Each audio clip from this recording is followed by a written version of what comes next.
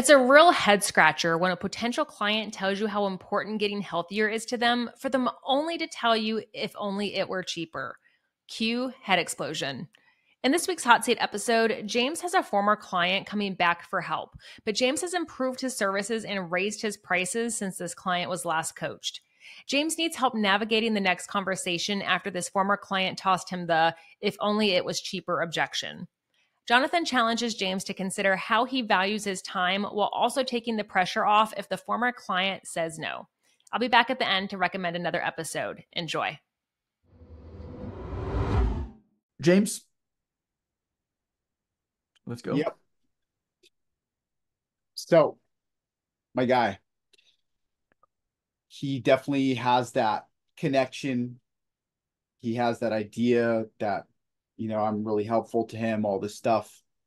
But he wants, he's telling me in the same breath that he's telling me he's one of the best paid teachers that he knows of in Las Vegas, school Sure. teacher, he makes 130K. In the same breath, he's telling me as he, remarks that he can't believe we're the same weight because he's got this big ass gut and he's got this new kid that's like a year old.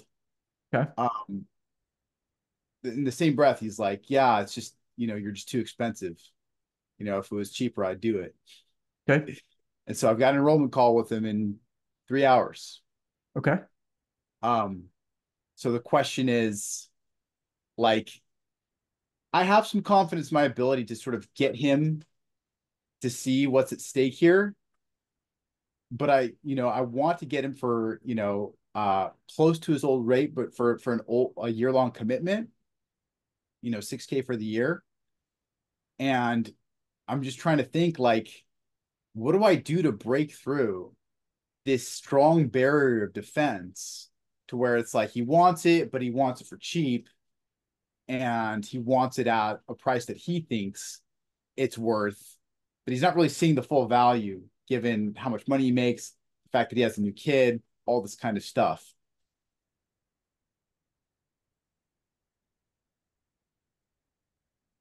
Depends how much you want to value yourself. My response, Sure. he can pay or he cannot pay. Yeah. That's all there is to it.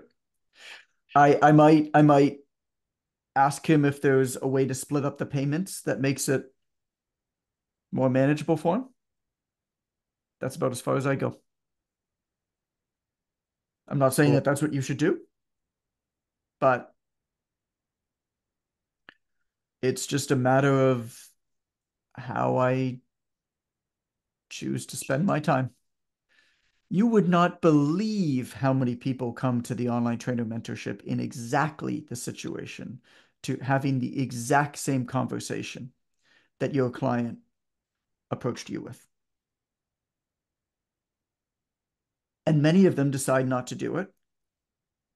And occasionally they come back a year or 2 or 3 or 4 years later and say, I'm still in the same place. Maybe now's the time. Let's have another conversation. We get a few of those messages every single week. But what I figured out over the years is that it's just a much nicer way to run a business, to run that business in a black or white manner. This is what works for me. This is what I believe that people need in order for me to help them. And if they're ready for that now, then let's do this. And I'm going to show up in every way that I know how. And if now's not the right time, now's not the right time. And you might decide that after trying a whole bunch of other stuff that I hope works, but if it doesn't, I'll still be here. And that's part of the reason, by the way, that I'm still here and many of the other people running programs like mine are not. I think that that's the same conversation. So that's up to you. But that's how I would handle it. No, I totally get it. So, and he's interesting because he's kind of one of these cases who's in and out Yep. of the value, right? To where it's like, before he was like, I have a son now, I'm 50 years old. my son didn't ask, to be born to a 50-year-old dad, so I've got to be X, Y, Z, LMNOP. And, now it's, if it was just cheaper, I'm like, okay, man, like, what were you saying earlier about your son deserving a fit, healthy dad? Leads by example, right? So it feels like I have to get him into his pain, and I have to get him really disclosing, his sort of whatever it is. I don't know. Yeah. Yeah. I think you approaching it the right way. Don't be And aggressive maybe, with them, but just be like, hey, you told me that these things that you believe these things. Do you still believe them? Right? Are they still true in your mind? Um, great question. and you know, might say yes, they might say no. Right?